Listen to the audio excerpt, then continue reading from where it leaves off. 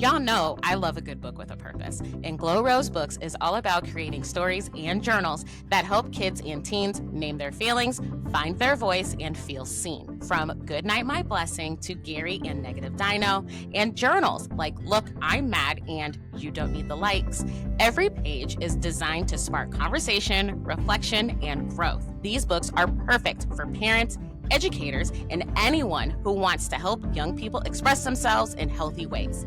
You can grab your copies right now at glowrosebooks.com. And if you missed it, go back to season 1, episode 5 of the Black Girl Iowa podcast to hear my in-depth conversation with the author herself, Glow Rose. Trust me, you're going to want to listen.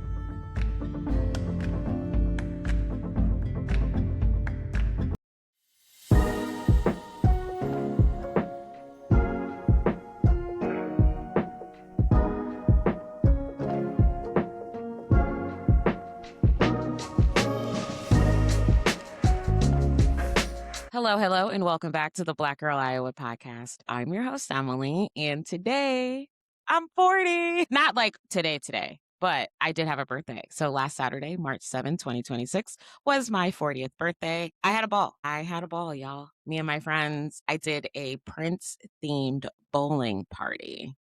And it was amazing. I had Prince stuff like all over the place because Prince is like my favorite artist of all time. Everybody wore purple because Purple Rain is my favorite movie of all time. Y'all, my first game, I bowled like an 82, but my second, I bowled a 133, thanks to the drinks. But for real, you guys, I had an amazing birthday. I want to thank everybody who reached out via social media, phone call, text, email to wish me a happy birthday. I really appreciated it. And again, my birthday was a time. And big shout out to all my gorgeous girls that showed up. It was a ball. I will talk more about what it means for me to turn 40 in another episode, as I have some reflections of things from my 30s that I did that I don't necessarily want to do again, and things that I didn't do that I want to do in my 40s. Because it's a milestone and it's a blessing, in my opinion, to hit this number. But we're not talking about that today. Today, we are talking about an article that I actually wrote on my Substack. So if you guys have not yet done it, please go and check out my Substack under Black Girl Iowa. That's really kind of my place to just kind of write my opinions, my thoughts, and all of those things, whether they are related to the podcast or not. But in the Substack article, it is entitled Black Girls Are Exhausted. And actually, it's based off of, or even an update to an article that I wrote on my blog in 2023. And you guys, I even talked about this actually on my TikTok. I'm exhausted. And I'm not exhausted about work, about the actual job that I do. I'm mainly talking about having to be a Black woman in a workspace that is predominantly white and always having to navigate stereotypes, microaggressions, toxic environments, and just systems that consistently remind Black women that we have to continue to prove ourselves. So that is what we're talking about on today's episode, y'all. Like, I have finally hit a point where I feel comfortable enough talking about this, and I have a full outline today. So I know my last solo episode, I just was going off the rip and whatever I was saying was coming out, but I have really, really thought about this episode. So you guys will see me, if you watch the video, refer back to my notes, because there are certain things that I definitely want to make sure that I'm hitting on. But you know what? Lock in for this episode because I've got a lot to say on this. So the first thing that I will say is that, y'all, I did the math. I have been consistently had a job for the last 24 years. So since I was 16 years old, all the way up until now, I have always had a job. I have never had a point where I was not working. Okay. And the workplace didn't exhaust me, again, because of the work. It exhausted me because of the people. I have really worked with some shitty people, you guys. And it's one of those things where these same people will be the first ones to say that, oh, I don't have anything against Black people, but they consistently play into the systems that make it so that I have to continue to prove myself and make it hard for me to be my authentic self in those spaces and really just be able to do my job. So I kind of want to take it back though a little bit to talk about early in life. So as little Emily, I have always known that being Black, being female, and being educated would not give me the same advantages as it gives white women. I knew that from rip. I remember my dad and my mom telling me at a young age that I was always going to have to be better, faster, stronger, smarter than every other white person in the room, male or female. Specifically, though, in this instance, I am really, really talking about white women just because I feel like a lot of the issues that I have had in the workplace have been at the result of a white woman making an attempt to uplift herself while downgrading me and my work product and what I have going on, which I find to be incredibly disrespectful. I knew early on that having to code switch, having to be palatable for white people so that way I could get accepted. I knew what to say. I knew what to think. I knew what to do. I knew how to sound. For a long time, there was a difference between how I would sound to my friends and how I would sound to my coworkers. And it almost felt like for a really long time, I was living a double life. And I will also say that some of that did also play into my marriage. There were points in my marriage where I felt like I couldn't really be like my authentic self and I couldn't just speak how I wanted to speak. I had to speak how I knew my husband would receive and respect me.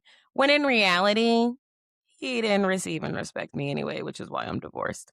But I knew all of those things and I knew that that would get me far in corporate America. And it actually did, like I was actually really successful in corporate America, which is going to go into my next point here. So after college, I ended up working at an investment firm for about a year before I realized very quickly that that wasn't for me.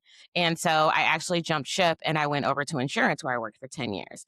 I worked for a few different Fortune 500 companies, such as Progressive. I worked at Nationwide. I worked at Allstate. I worked at West Bend Insurance and I learned a lot. And professionally, I feel like those jobs really helped me develop the type of worker that I am, especially with the project management mind that I have, is seeing a project, seeing something and going from start to finish, understanding what has already been done, what needs to be done, who can be responsible to get those things done, and then setting those T dates and deadlines and checkpoints to make sure that the project reaches full completion, if not before or on deadline. Okay. How I am at work is really representative of how I even am on this podcast. You guys have probably heard in previous episodes where my guests talk about how I send out a full bio for them that I write based off of the Google form that they send over that I have them fill out to tell me what all their accolades are, where they went to school, what they're about, what their viewpoint is of living in Iowa, whether they are a transplant or they're born and raised here. All of that really transfers into the work ethic and the work product that I actually have. And so my time in corporate America, as I have now moved into education, and in that project management space now. So, but I think while corporate America taught me a lot about how to do the work, it also kind of taught me that just because somebody says on the surface that they want to see me succeed, that is not the case. I think one of the things that I've really had to overcome, and I'm grateful that this hasn't been every place I've ever worked, but one of the primary things that I have had to overcome in the workspace when it comes to me being who I am and being my authentic self. And another reason why I feel so exhausted all the time is horrible bosses. I mean, I think as a Black woman, we go into these spaces and we will have the credentials, we will have the degree, we'll have the experience. I mean, it's a fact now. Black women are the most educated demographic in this country, far surpassing having a bachelor's and in some cases, even having a master's. We're going for our PhDs. We are really making sure that we're stepping in, we're stepping up, and we're stepping out. So we are always the most qualified person for the job. But I think one of the hardest obstacles that I've had to overcome has been a horrible boss. The worst boss I have ever had in my life was when I was in the insurance industry. He was anything and everything you could think of that met all of the qualifications of someone that wanted you to succeed to a point. He was very misogynistic, incredibly toxic, demeaning. He would kind of be able to finesse and smooth talk you into thinking that what he is doing and saying is helpful. But at the same time, he was just being downright disrespectful and rude and a whole asshole. And he would always like talk to me crazy too. And it's funny because at the time when I was working for him, I was between the ages of, let's see, I started working in workflow and IT when I was probably 24 years old. And I worked for him all the way up until I was 32. So that was it was about 7 years. And what was really frustrating, I think, about working with him was first and foremost, some of the things that he would say to me, which were really disrespectful. Like, he would always try and make an attempt to relate to my experience as a Black woman in a predominantly white office, in that he would say, well, I work in a predominantly Black office, so I know how you feel. No, you don't. Like, it's not the same, right? The other thing that he would say to me all the time, and he would actually say to the group of workflow techs that worked for him, was, none of you have marketable skills. All of you have reached the cap and the pinnacle in your careers. So get good at what you're doing. That is like one of the most shitty things I think I've ever heard anybody say. And thinking back on that, I always felt like he would say that more to me than anybody else on the team. Because again, I was the only Black woman on the team. Felt like he would always say that more so to me because it was almost like in the back of his mind, he knew once I realized my potential, I was out of there. And that's exactly what happened, which definitely leads me into my next point. But before I move on from talking about this horrible boss experience that I had, I will tell you that when you have somebody that does not believe in you and someone that truly wants you to be successful and is happy to see you grow and to see you develop, when you don't have those things, the immediate impact, at least it was to me, was that my confidence was down, my self-esteem was nowhere to be found, and I really started to question where I was professionally. I really thought that what he said was true, that I had no marketable skills, that I was too emotional, that I didn't have enough experience to warrant me sitting at tables and truly speaking to the work that I was doing. I think about that now, and it's like, how were you anybody's superior? How were you somebody that was supposed to be leading the charge, leading people to do their best as people are going through the worst moments in their lives, after a car accident, after a house fire, after a hurricane? Doesn't matter, right? I was the one that was helping managing that work. And for him to sit there and say those types of things and then me doubt myself, I think about that now. And I'm like, I wish somebody would say something crazy like that to me now. I wish somebody would not only tell me, but also tell somebody else that you don't have any marketable skills. Excuse you? That is not okay. But also, too, the system was in place for him to be able to do that. Because again, he did it to me more than anybody else. Which leads me to my next point of another thing that made that I'm exhausted from. And it's those instances where Black women truly do have to deal with racism in the workplace. Now, in my article, in my Substack, I talk about how Business Insider in 2021 did a study, and it was almost like a unanimous decision that Black women said, no, no, no, no, we would rather work from home. Because going into some of these spaces is not good for us. It's not a healthy work environment for us. We would rather stay home. Okay. And I'm one of those people too. I want to specifically talk about racism in the workplace because that study also did show, or at least one for Essence Magazine in 2021 did show, that the majority of racial incidents that were happening to Black women, They weren't happening on the street. They for damn sure weren't happening at home. They were happening in the workplace. They weren't happening when we want to go to a concert or we go to the store or we get into an Uber or we're going out with our friends. No, no, no, no, no. They were always happening in the workplace, which actually really does make sense since we're usually there 40 hours a week, 5 days a week, right? But I specifically want to talk about what happens when racist behavior is reported. So before I left my second to last insurance job, an incident happened. So basically, there was this lady that I work with. Man, I could not stand this girl. But I always had to be above reproach and play the game. So basically what happened was I was incredibly frustrated because she had came to me with a question and wanted a report. I had told her what the parameters of the report would needed to be, the timeline at which that me and my team could get it back to her, and followed everything up with an email to say, let us know when you want us to run it. Bing, bang, boom, we're done. Right? So what did she do? She did the thing that a lot of white women do when they don't believe in Black women.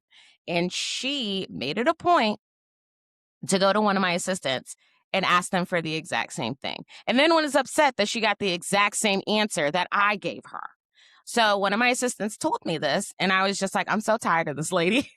Like, there had been a buildup of things. She questioned where I was educated from. She questioned my ability to do my job, even though I had been at that point doing my job for 3 years for the company. She questioned a lot of things. She questioned the fact that I won one of the highest achievements in the company and got an all expense paid trip to Disney World. She questioned everything. She always had an attitude. She was never nice. She always had something mean to say about me, even though I had always shown her nothing but kindness and respect. So in that moment, I was like, I'm really tired of her racism. Like, I'm sick of this lady being racist. I got reported for saying that a white lady was racist. And what happened after that was actually really funny. And I haven't told this story to many people. But so basically what happened was I got reprimanded. So I had an HR meeting. So it was myself, it was my supervisor, and HR. So we are all on this video call. And I sit down and I'm fed up because I'm like, I already know what's coming and I'm ready to fight everybody. Right. So we sit down and the HR person says, Emily, we're just going to go ahead and get straight into it because this is a very serious allegation. And I was like, okay. And she said, I just want to clarify. Did you call so-and-so racist? Yeah, I absolutely did. And what was the reasoning for that? So I explained exactly what happened. I explained her behavior. I sent the documentation of her discriminatory and racist behavior over the previous 6 months. I sent it to my supervisor, I sent it to his supervisor, and I sent it to HR. And do you want to know what they told me? They said that while I had substantial evidence, I really need to be more careful about how I choose my words because calling somebody racist is a serious accusation and it could have a negative impact on her career. What I find so funny is that when Black women face racist situations, instead of there being swift action to correct that behavior of that person, we are the ones that get reprimanded and told that we need to be careful. We are the ones that are told that we need to let it go, that we're being too emotional. And those are all of the things that were basically said in that meeting, in addition to my boss's supervisor saying, well, did she do anything direct? Did she call you a name and I said, you mean, did she call me the N-word? I'm sorry. I didn't know that those were the only benchmarks for racism. And of course, oh, well, that's not what I meant. I said, that is what you meant. Because again, I've sent y'all the documentation. I've told you about this lady's behavior and y'all aren't fixing it. And then the minute where I tell the truth, I get reprimanded for it. And now I'm supposed to care because when she got called into HR, she started crying and gave you the whole song and dance of, I really like Emily and I don't understand where any of this is coming from. I will tell you that when that happened for me, and I feel like this also could be representative of how other Black women feel, The minute that I realized that no one was going to support me is the minute that I knew that I could no longer work for that company, and I was gone 6 months later. I moved home, bought a house, and restarted my life here in Iowa. And I think what a lot of people don't realize too is that when things like that happen, like, they have a lasting impact. Um, those experiences don't disappear. They don't just go away. They stay with us. And that experience has definitely stayed with me. I always have this almost irrational feeling that when I'm at work, I'm always being watched and I always have to, and I have to consistently prove myself. I feel like in the workplace, you have to prove yourself and you have to prove your worth as a Black woman before you are fully accepted as being a human being. It's like, well, she proved that she could do the work. She's always meeting deadlines. She's this, that, or whatever. And now we will see her as being a viable member of the team or the company or whatever, you know? And that is just like incredibly frustrating that I can't walk into a corporate space and have people just see me for who I am, see the work product that I put in, and automatically say Emily is a valued member of the team. It's always, she's in the door. Now she has to prove herself. We don't care about what her experience was. That sucks because I have had experiences where white women specifically, all they have to do is write their name on the test and they get an A. To write my name, do the test, get an A, show the study guide, explain how I got my talking points and how I studied to prove that I was worthy of that. And it sucks. It sucks. And this is why I'm so exhausted. I'm tired, y'all. And in another instance at the workplace, it got to the point where I had a white female coworker persuade my supervisor into thinking that I wasn't doing my job. So, to make a long story short, y'all, I got a written warning at work. I knew it was coming, but it had nothing to do with work. And it had everything to do with the fact that I'm like 10 to 15 minutes late every day. Like, sometimes being on time to work is a little hard for me, and I was struggling a bit, right? So I knew it was coming because I had been told, Emily, fix this problem. I was given time to fix it, and I hadn't fixed it. So I was well aware that this was coming down the pipeline, that this was a problem, and I was holding myself fully accountable for what was going to happen, right? So go into the meeting. This is another job. This is actually me working here in Iowa. And go into the meeting, and it was my supervisor and my supervisor. And I'm reading through the written warning. Now, first of all, I should have known what was going on because the shit was 2 pages. And I'm like, you cannot write 2 pages on Emily being late. Like, you can't. Like, there's no way. So I read the first part and it was like, yep, Emily's late, whatever. Okay, cool.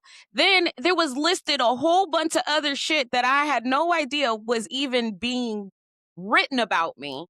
And also a whole bunch of other shit that I did not do. And I'm reading this and I said, what is all of this other stuff on here? I thought I was only being written up for being tardy to work. They basically said that they had spoken with other staffers in the building, including my team that I was on. And that's where all of this other stuff came from. Now, if anybody knows anything about HR, is that you cannot take certain complaints at face value. And you also have to go and give the person time to explain themselves, correct their behavior before you even put anything on paper. That did not happen. Everything that was listed about me were things that I had never done. They were things that there was no substantial evidence on, and they were things that were completely out of my character. And the fact that they were on there, I had to call out my supervisor and her supervisor and say, this is false, and I don't even know why this is written.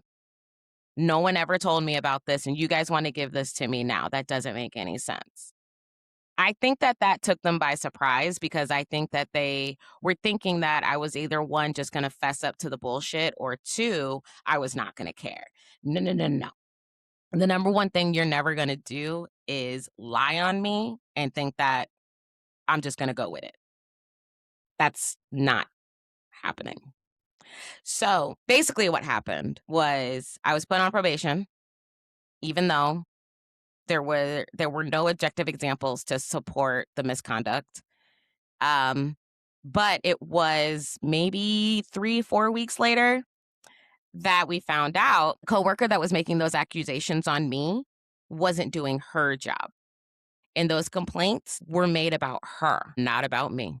Later, I ended up getting praised as being a good employee, as showing up in spaces that I needed to, as being thorough. And that project management mindset that I have was being applauded because it was like a trickle down effect. They saw others that I was working with benefiting from the work and the intent and the detail that I was putting in, which, mind you, was what I had been doing all of the time. But do you see what I'm saying? It takes one person to cast doubt on a Black woman in her work, the work that she does.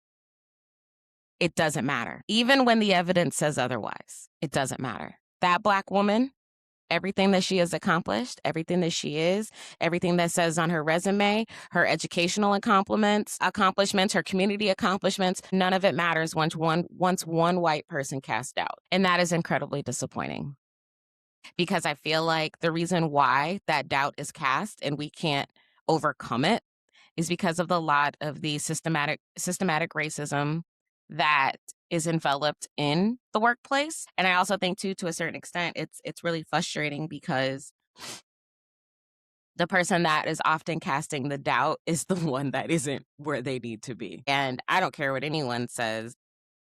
One of the most threatening things to a white woman is an educated Black one. And that's exactly what happened. And don't worry, guys, I'm not in that workspace anymore either. Because again, when things like that happen, that is like my golden ticket to be like, okay, cool, can't work here anymore. Because at the end of the day, from what I learned with my insurance experience and other experiences and how I am now, the number one thing I will never work for is a person that doesn't believe in it. If you don't believe that what I'm doing has positive intent and that I know what I'm doing, and also too, considering the fact how receptive I am to feedback, if you aren't going to support me, I can't work for you. And that's really it. So a lot of examples here about why I'm exhausted in the workplace at times. We've talked about having to navigate stereotypes, and that's another thing too. Man, let me tell you something. Having to navigate the angry Black woman stereotype is wild work to me in 2026. Granted, there have been instances where I have walked in the building and I literally am just straight faced because I'm trying to get to my office. Oh my God, Emily, what's wrong? Nothing. I just got to work. You know, it's almost like if we're not smiling, we're not bubbly, we're not talking to everybody, we're not playing into the stereotype of, hey girl, how you do? It's almost like if we're not doing any of that, then we're not taken seriously and there's something wrong and we need to be feared. We don't even really get to have emotions in the workplace at times. You know, like my bad day is detrimental. A white woman's bad day is justified. What does that even mean? Again, there have been too many instances in my professional life where me having the autonomy of just being a person and having feelings and living a life outside of the four walls of where I'm working, they don't exist. And that's really hard. And having to navigate the stereotypes, the microaggressions, the toxic work environments, consistently having to prove your competence, all while literally feeling like you're always having people looking down on you and waiting for you to mess up. And even when you don't mess up, they're still waiting for something to nitpick at you. Those are the things that are exhausting. It is, you know, I was raised, and I know many of my listeners were too, was raised in with the concept of worry about yourself, worry about yourself. And I feel like when a Black woman enters the workspace, we don't we don't get to do that. We have to worry about ourselves and everybody around us and who we can trust and who we can confide in. And even when we do confide in those people, how long is this going to last before somebody decides to say something? Or before, if I walk in the building and someone says, and a white woman is like, "Oh my God, Emily, what's wrong?" And I say nothing and she takes offense, how much time do I have before doubt is cast upon me? Those are the reasons why I'm exhausted. Do I love my job? Yes. Do I feel like I have people at work that I can truly trust? Yes. But that doesn't mean that my experiences still are not in the back of my head, and there is a certain wall of defense that is up with me, especially in professional spaces. Again, this exhaustion did not happen overnight. This is over the last 2.5 decades of me being in the workplace. But with these experiences come knowledge, and I am now at a point where I feel like I know how to protect myself. So, here's how you can protect yourself in the workplace. And I'm specifically speaking to Black women because we always know we are up against so much more. Black women, I need y'all to know these are the ways that you can protect yourself in the workplace. Even if things just look good now, these are the things that I truly think that you need to just have a handle on. So that way, if something were to happen, you are fully protected. Okay. Number one, document everything. Number two, follow up conversations with an email.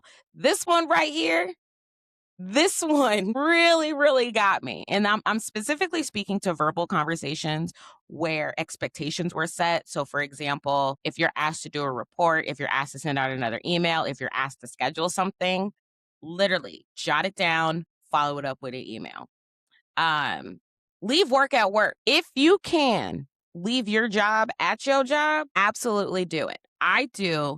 It took me years to figure this out, but I can't take my work into my personal life because there's only so much time, and I'm already giving work 40 hours a week. I don't give work any more than that. Protect your mental health. That can be, of course, going to therapy, but also enjoying things that give you that mental break. So that way you can always go into work with a fresh mindset. You guys see these on my wall, right? Y'all know I love to diamond paint. Okay. That is a part of how I mentally decompress from things. And I'll be doing an episode on hobbies and things like that. But just find those things so that way your mental health can be protected, whether it be therapy, whether it be a hobby, whether it be talking to a friend, journaling. All of those things are most definitely helpful. Build relationships with colleagues that you can trust. I am a firm believer in I leave work at work, but also I don't share a lot about my personal life at work. Everybody is different in that. But find coworkers that you know if you go to them with a problem or if you start seeing certain behaviors that you don't like, people that you can go and confide in and people that you can absolutely trust. People that aren't going to then go to HR and say, "Oh my gosh, so and so said this," and completely stab you in the back. We don't want that. Learn to recognize performative support versus real support.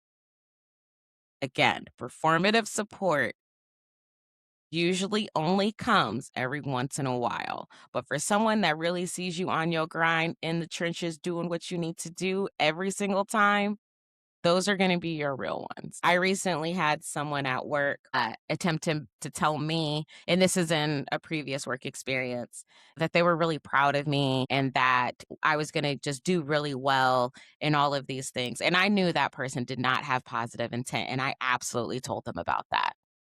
I had no problem saying that they were being performative and disingenuous.